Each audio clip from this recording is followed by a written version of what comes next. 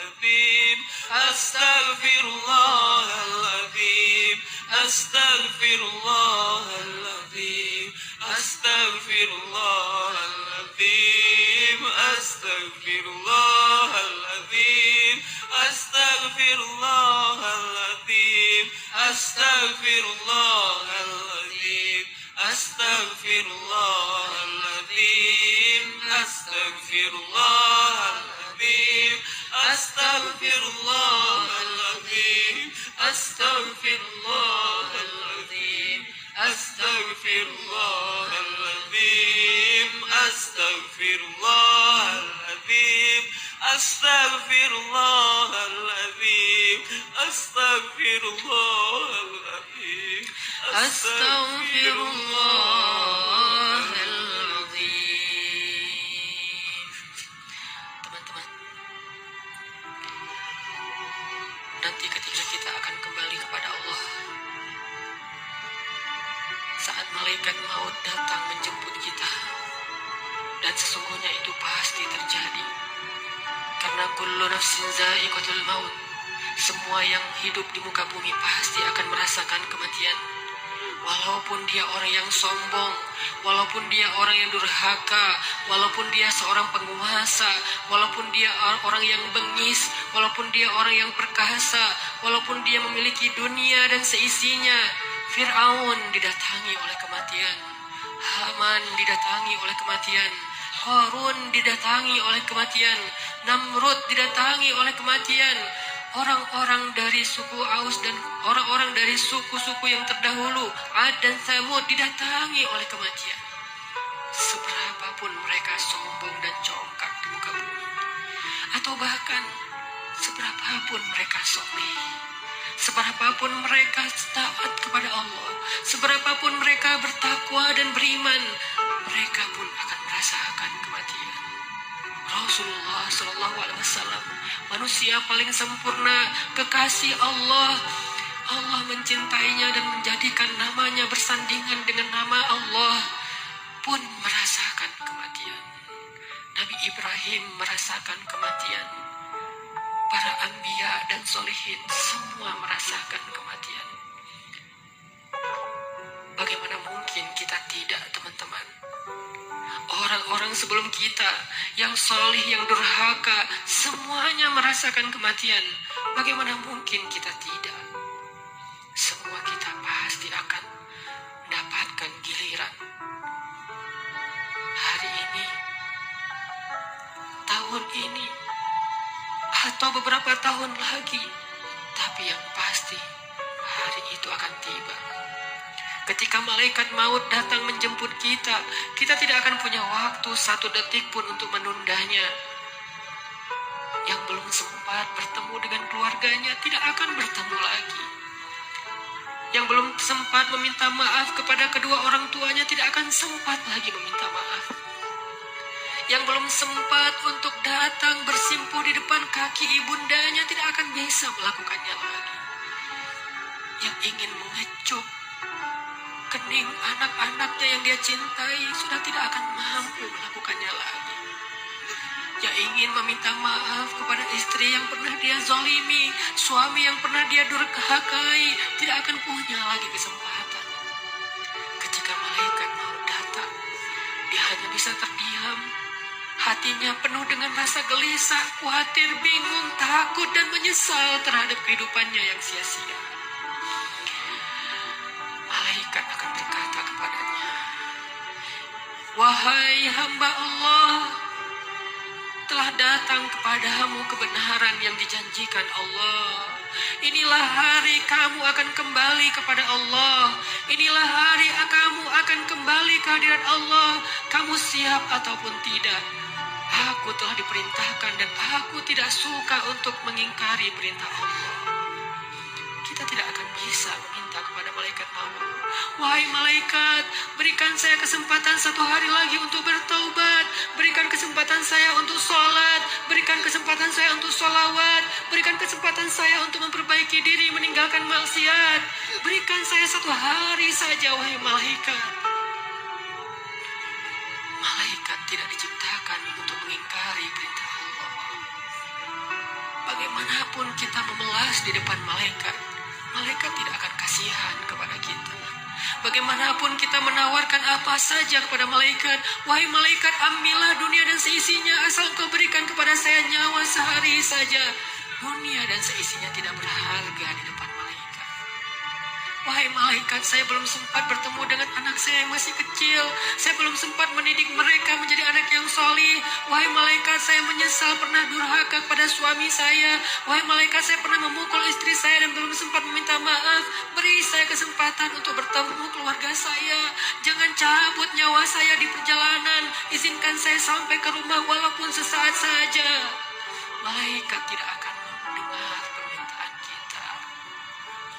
Karena ketika datang waktunya, la yastaqdimuna sa'atan wa la yastakhirun, tidak akan didahulukan walaupun sejenak dan tidak akan ditunda.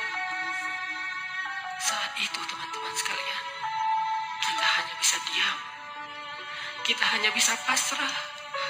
Seandainya keluarga kita ada di sekeliling kita, mereka pun hanya bisa menatap kita dengan kasihan, melihat betapa nafas kita terengah-engah, merasakan sakitnya sakaratul maut. Tidak ada yang bisa mereka lakukan untuk menolong kita. Ibu, ayah, saudara, pasangan, anak, tak seorang pun bisa menolong kita pada hari itu. Semuanya hanya menatap kita dengan kasihan. Dan kita pun menatap mereka untuk terakhir kalinya. Dicabutlah nyawa dari ujung kaki kita.